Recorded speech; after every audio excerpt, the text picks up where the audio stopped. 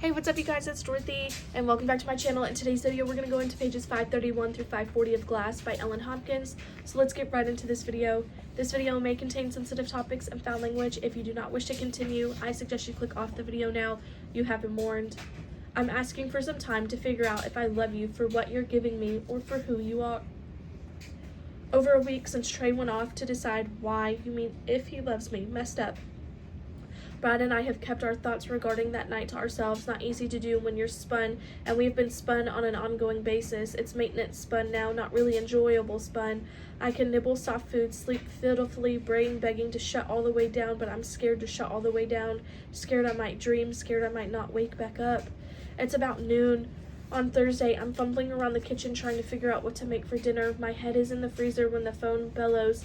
It takes 4 rings to find it, and I'm totally surprised at who's on the other end. Hi, Christina, it's Robin. Okay, she's after something, and I can guess what. I don't know if you heard, but I left UOP. I'm working out here in Mound House and was hoping you could hook me up. Mound House equals whorehouse. There are several in the little community not far from Nevada's capital, Carson City. One was even featured on a primetime cable show. Now it doesn't necessarily surprise me that Robin is whoring for the monster, but I never would have guessed she'd sink so low as to whore for truck drivers and tourists. Well, maybe I can help you out. Don't want to give it all up for the first time we talk. I'll have to check on it, but if it's doable, it'll be a pricey side. Very cool. Some other girls are interested too. Can you and I work out a quantity? Just like that, I moved from low to mid-level dealer. Good thing Brad's Connect is bottomless. Can you come out to the ranch? I'll tell them you're my sister. Oh, and you have to ask for Aphrodite.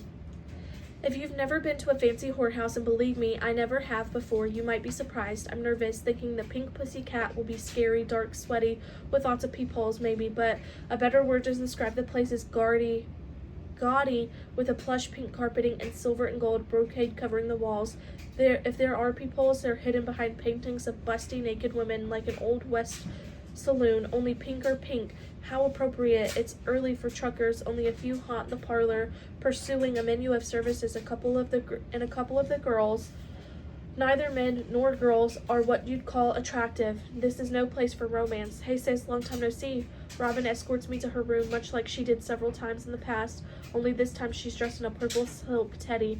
Her legs are too thin, her own chest flatter than I remember, and a thicker layer of makeup barely disguises sores. Monster sores. I chide myself to slow down before I end up with the sores or here.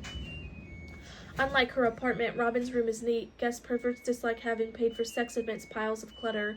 Like everything else here, it's pink and gold and sparsely furnished. It smells of old sweat and cheap perfume. Robin locks the door and we sit on her bed just like in the good old days. I'm pulling graveyard so we don't have to hurry. Anyway, the manager is a friend. That's how I wound up here, in fact. She tells me how she met the guy, how he talked her into easy money working in the entertainment industry. As she talks, I notice the way her eyes beg. You sure it's okay to do the deal here? Her head bobs. No problem. I told them you have some private news about our mother and not to interrupt us. They probably think she has cancer or something. Sweet. A little sympathy goes a long way here.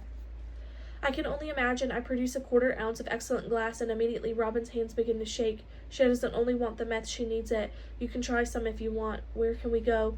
In answer, she opens the window, turns on a fan that sits on a small table by the door. Right here is the safest place.